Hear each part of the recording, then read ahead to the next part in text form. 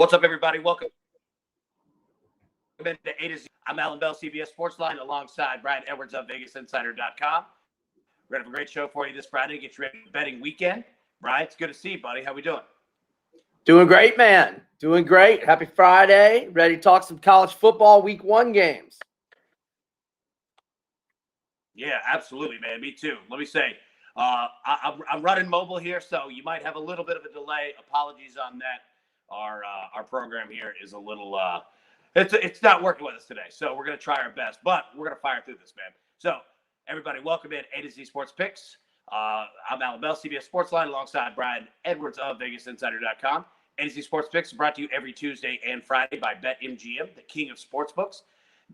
Make sure everybody download that BetMGM app. Use promo code A to Z100. And if you bet $1 money line tonight on either the Braves or the Phillies, if either team hits a home run, you win $100 in free bets. That's BetMGM, the king of sportsbooks. Easiest way to do it. Visit BetMGM.com for terms and conditions. Must be 21 years or older. Must be present in the state of Tennessee. For gambling problem support, call the Tennessee Red Line at 800-889-9789. So, Brian, say all that to say this. It's good to see you, buddy. How we doing? Doing great. Doing great. I don't know what the countdown on the days is, but it's getting close. It's August 28th is week 0 with like a 6-pack of games. So now with hoops over, we can start the countdown and start getting ready for week 1 and season win totals, etc.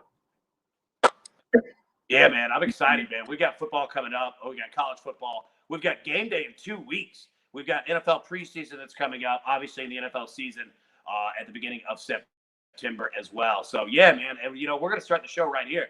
We'll jump right into it. Best bets for week 1 of SEC football. Now, like I said, normally I'd have banners for you and everything, but having a little bit of with our video here, or at least mine. So I'm just going to point these out to you. I'm going to read them out real quick, and then what we're going to do, we're going to take a look at them and break down our best bets. So everybody in the chat, work with us. Brian, work with me here, and I'm going to run these through. You ready to go? All right. So Thursday, 1 game, Bowling Green at Tennessee. Tennessee's a 33-point favorite. Saturday, UL Monroe at Kentucky, 29.5-point favorite. Rice at Arkansas, 20-point favorite. Alabama versus Miami in Atlanta. Alabama's an 18-point favorite. Louisiana Tech at Mississippi State. State's a 26.5-point favorite. Central Michigan at Missouri. Missouri's a 13-point favorite. Akron at Auburn. Auburn's a 36.5-point favorite. All right. Eastern Illinois at South Carolina, no line. D2, D1, whatever you want to call it now. Florida Atlantic at Florida. Florida's 24.5-point favorite. Georgia versus Clemson, massive game. Clemson's a 4-point favorite. That game's in Charlotte, by the way. Kent State at Texas A&M. Texas A&M is a 30-point favorite. ETSU at Vanderbilt, no line on that one as well. Brian, the game that you've been talking about, LSU at UCLA. LSU's a 4.5-point favorite. And then Monday, we've got 1 game. We've got Louisville versus Ole Miss. Ole Miss right now is an 8-point favorite in that game in Atlanta. So, Brian, I throw it over to you, buddy. What do you see out of here first? Well, I'll just quickly hit on Tennessee minus 33 against Bowling Green. Bowling Green is horrible. They've been one of the worst teams in the MAC for several years, along with Akron. Bowling Green went 0-5 straight up last year, 1-4 against the spread. So although it's a rebuilding, retooling year under Josh Heupel, the 33-point spread is probably justified. Obviously, the Vols lost so much talent. I feel like most of it is at Oklahoma, or at least their 3 best players, Ty Chandler to North Carolina. They're not going to miss Garantano. I'm sure that all Vols fans were ready to close that chapter, but I am interested to see how Garantano does at Washington State. Looks like he's going to be their starter. I think it's going to be either Hendon Hooker or Joe Milton. Obviously, Harrison Bailey may have something to say about that, but Milton, the transfer QB from Michigan. Hooker had a lot of success at Virginia Tech back in 2019. But look, it's going to be tough with all the personnel that was lost. But Tennessee did bring in a lot of transfers of its own. And Heupel is creative enough. They'll find ways to score. I don't have a play on them week 1.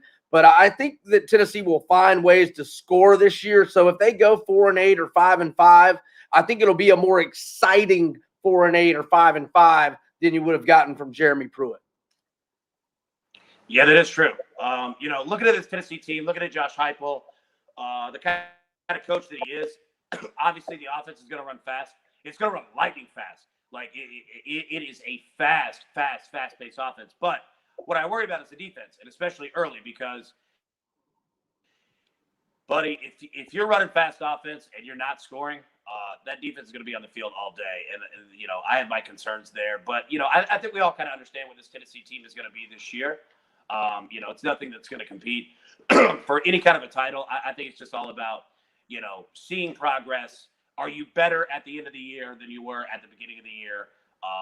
And just continuing that recruiting battle. So, yeah, man, that's a big spread, 33. It's nothing that I'm going to touch, at least not right now, just because it's just so much. If I were going to do anything, I would put it on Bowling Green, just for the fact that I just don't know what I'm going to get out of Tennessee. As I look down the Saturday spread, Kentucky is not bad at 29.5. I think that they're going to be a better team than people think. I don't mind that one. I'm not jumping on it right now, but it kind of has my eye. We talked about a couple weeks ago, Alabama 18 over Miami. I'm all over that one. I couldn't be on that one even more. I know when we talked last time, we got it at 17, then it went to 17.5. It's now at 18. That number is going to continue to go up. So if you're going to, I've even seen a few spots at 18.5. So if you want it, you better get it now, because the news came out like 2 or 3 days ago on the ticker. It was De'Aaron King is on track to be 100% ready for camp. Okay, so if that happened and we still see the line go up, it's going to be nothing. So if you want Alabama, you better get it now, because we're going to be sitting here in 2 or 3 weeks and it's going to be 19, 20, maybe even close to 21.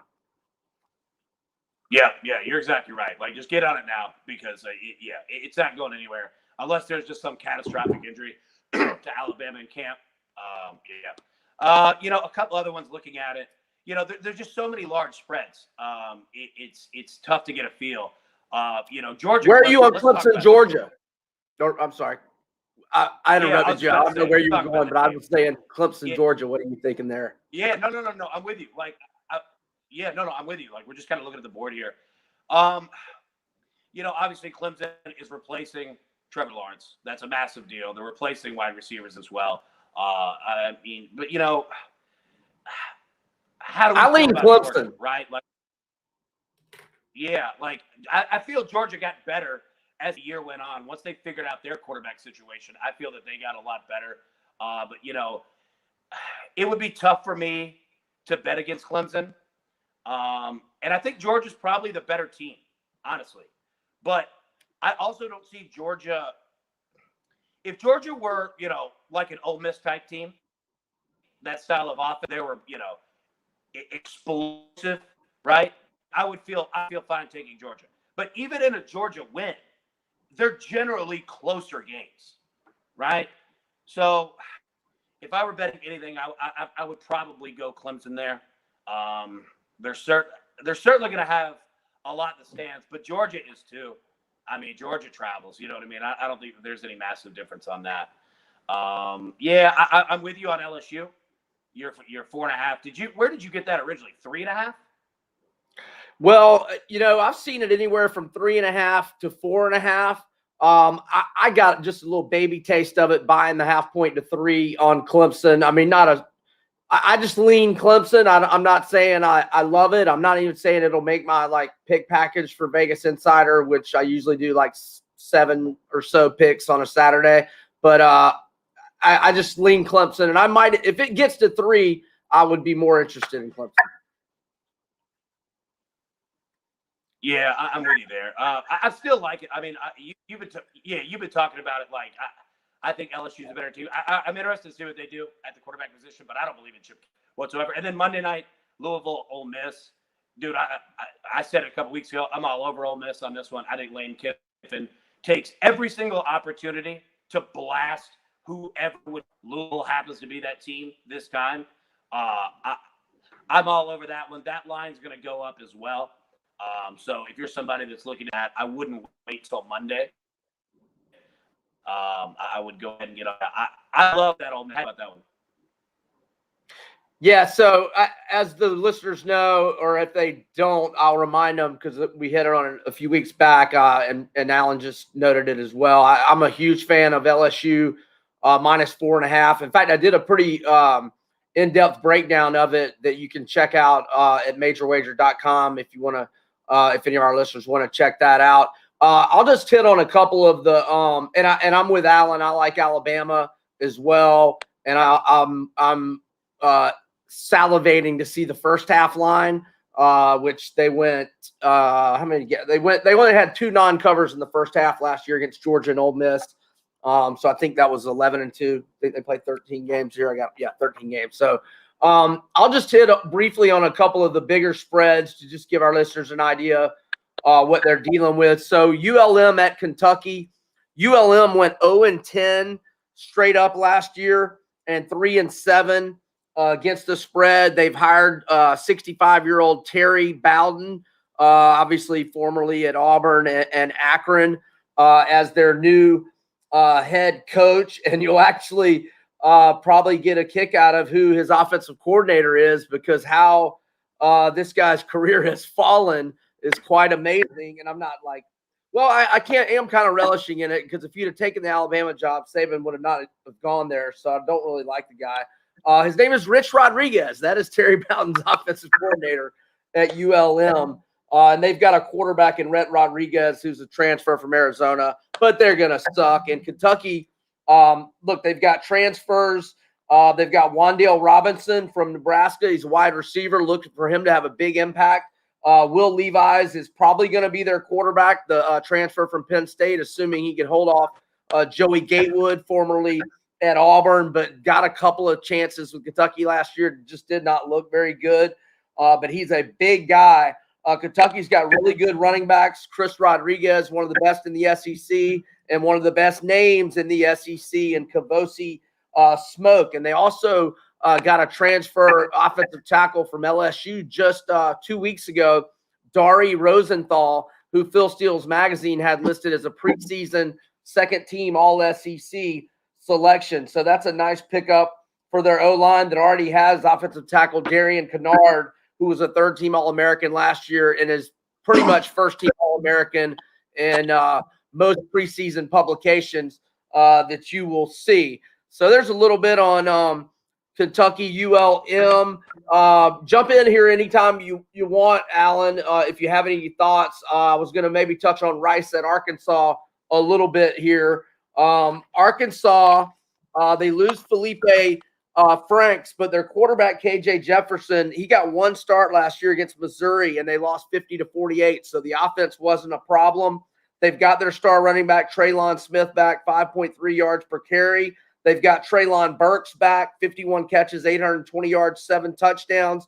And Devion Warren is back healthy at wide receiver. Arkansas is going to be a tough game for most, as they were last year. They got 10 starters back on defense, 9 starters back on offense.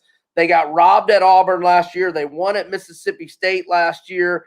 They played Texas A&M tough in College Station. They beat Ole Miss. They beat Tennessee. They only lost by 3 to LSU, by 2 at Missouri. And they've got their linebackers back. Grant Morgan, third-team All-American last year, and Bumper Poole, second-team All-SEC. So Arkansas is going to be pretty good. I'm not saying they're going to be on the level of the upper tier of the West. And Rice, just real quickly, my first cousin has two sons that play on this team, so I know a little bit about them. They're rapidly improving. They went 2-3 straight up last year, but they lost some really close games, including a double overtime game that had a double doink. No, it was a triple doink, not like the Bears playoff game 2 or 3 years ago. It was a triple doink. It hit the post, then the crossbar, then the post again, and fell off, and they lost. So there's a little bit on Rice. Are you still there, Alan? Dude, you got to be talented to get a triple doink. Like a triple doink? No, yeah, that's almost impossible. They said the odds of it were like 1 in 80 trillion or something. Some geometry guy chimed in with it.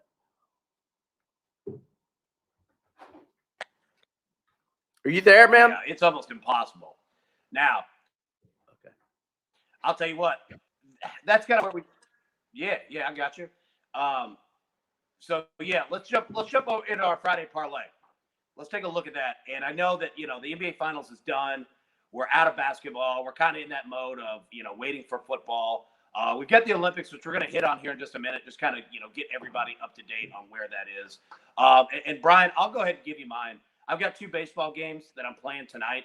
I've got the A's and the Angels. I'm going to parlay those 2. Plays out 236. The A's are at the Mariners. Play their money line. The Oakland is 65% straight up this season as a road favorite. We saw them get the win last night, 4-1. I was on Oakland last night. I'm going to ride them again. Plus, I'm also going to take the Angels. They're out on the road against the Minnesota Twins. The Angels are 75% straight up, and Alex Cobb starts this season. So I'm going to ride those 2. Got 2 going tonight, plus 236. Anything that you saw that you liked? Yeah, so I'm going to do a UFC parlay. I'm going to go with Corey Sandhagen and my guy. I'm sorry. Okay. I'm going to go with my guy Corey Sandhagen and also Brendan Allen. And so Brendan Allen. Okay, actually, when I did the parlay calculator, I typed him in as minus 105. I actually see. There's some books that have him at even money or a small plus, but nevertheless, he's going up against Puna Soriano. I like Brendan in that fight. And then in the main event, we've got Sandhagen facing the former bantamweight, 2-time bantamweight champion, TJ Dillashaw, who is coming back from a 2-year drug suspension. This fight was supposed to happen in May, but Dillashaw got a cut over his eye in training, so they pushed it back a couple of months. Sandhagen is a minus 190 favorite. He's off a flying knee KO over Frankie Edgar. And Sandhagen probably gets a title shot. The winner of this fight probably gets a title shot. I'm going to go with Sandhagen. I think Octagon and Cage Rust is a thing. And, Dillashaw got popped for steroids. And so it's very debatable whether he was on steroids when he was the champion. He always got accused of it by my man Cody Garbrandt. So if he gets popped again, it's a 5-year suspension, I think, or maybe life. I forget. So he's not on roids now.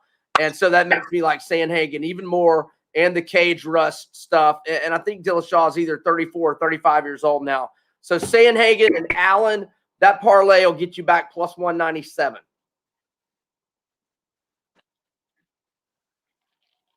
Beautiful. I love it. Now, as we go into our last 2 segments, they're kind of the same. What we want to do is just take a look at what the Olympics are. They're starting. We had the opening ceremonies this morning, but you've got just some numbers out there that I want you guys to be aware of in terms of Team USA across the board. First up, on Sunday, all right, 7 a.m. Central. That's when Team USA men's basketball, their Olympic run started. They're playing against France. Again, 7 Central. Team USA is an 11.5-point favorite. Over under total is set at 178.5. Team USA is the favorite to win at minus 350. Second place is Australia at plus 7.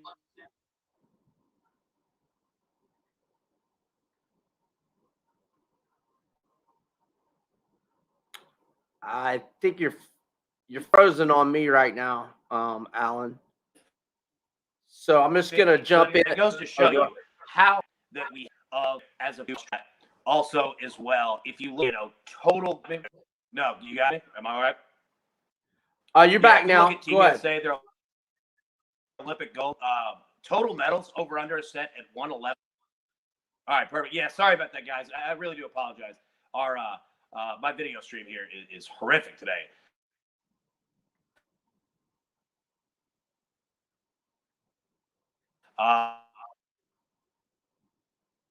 Total medals, Team USA set at 111.5, minus 8. Going through all that. Any thoughts? And I don't know if the odds came through on the basketball.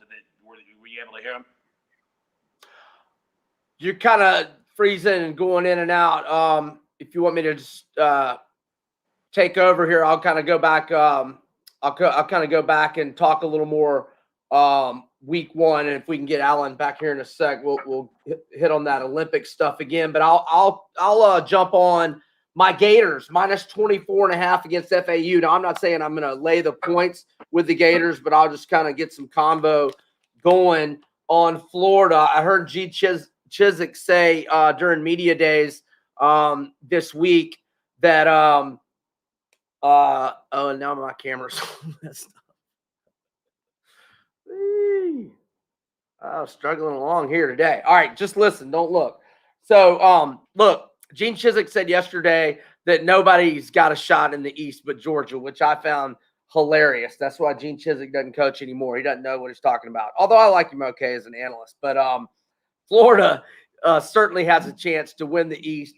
No question about it. I think Emory Jones is going to be very good, fourth-year sophomore. And even if he's not, Anthony Richardson behind him is an absolute beast, stud. Okay, I think we've got Alan back. Yeah, can you hear me okay?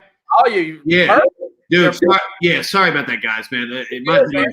My video stream has been crazy today. Go back to the Olympic stuff. I can hear you perfect. Yeah, so let me throw this banner up real quick so everybody can see. You take a look here. Team USA gets, the basketball run started Sunday, 7 a.m. Central. They're 11.5-point favorites over France, and total is 178.5. So just kind of gives you an idea, right? And then you look at, in terms of the Olympic, kind of some numbers here. Total medals for Team USA is 111.5. Gold medals, 44.5. Obviously, that's an over-under. So just kind of know that, those are just kind of some numbers. And again, the USA is the favorite to win the most medals at minus 800. So it kind of goes to show you, right, of how much of a favorite that they are. But really the big ones are going to be total medals, 111.5. Gold medals, 44.5. So just kind of know that. And I know that my video stream was pretty terrible there for a little while. So I just want to pull up back at the bottom here so everybody can see our football, SEC week 1 odds. And we could kind of just just quickly run through that. And again, everybody, thank you so much. I apologize. It's been crazy, with my my computer today. But yeah, looking at it, Tennessee is it's a lot of points. I just don't feel comfortable betting on that 33. Just not knowing. I know the offense is going to be fast, but there's just so much change. I'm just staying away from that. I love Alabama, like we were talking about earlier. If you're going to bet Alabama, get on it now. It's at 18. We talked about it 2 weeks ago. It was at 17 and 17.5. It's going to go up. Don't wait till that day. If you like them, yeah, and I do, because I think that, with so much change, especially the quarterback position, Saban's going to be on their ass in fall camp, right? Because he knows, like, hey, we have a standard here. You guys aren't the team from last year. This is a brand new team. So I wouldn't be surprised if they come out hungry. Plus, Bryce Young at quarterback for Alabama is an absolute stud. So I like them. Also, Ole Miss on Monday, minus 8 against Louisville. I love them as well. So and again, apologize to everybody. I know it's been a pain with this show. We'll get that fixed. I'll get that fixed. Don't worry about that. Brian, I know it's kind of hazy. If you want to run through your college football picks just really quickly, just so everybody can hear them, just in case. I didn't know if it was messed up for everybody or not. Yeah, and Sebastian's in the comments asking for 3 locks. Sebastian, there are no such things as locks, but I would say my favorite in week 1 is LSU against UCLA. Again, I have a write-up about that on majorwager.com if you want to check that out. I would also then go Louisiana, we just did the SEC games on the graphic that Alan's got scrolling. But if in terms of Sebastian wanting locks, I like Louisiana plus 10 at Texas. Talked about that one the other day a little bit. And then I like Alabama and Ole Miss.